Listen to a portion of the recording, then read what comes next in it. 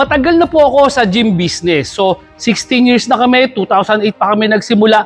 Pero never na never ako naging negative. Alam mo, sa lahat ng aspeto ng buhay, maski sa negosyo, mahirap maging negative.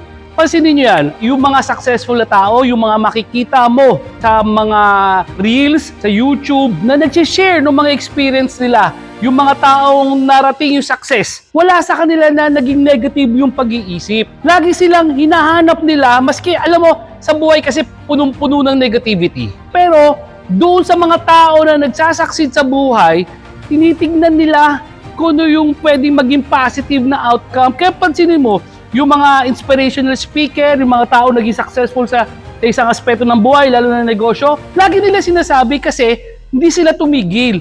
Pero hindi nila sinabing hindi sila nagka-problema eh. Lahat kasi nagkaka-problema, pero ang naghihiwalay doon sa mga successful na tao at hindi successful na tao, yung mga successful na tao, hindi tumigil, hindi sumuko.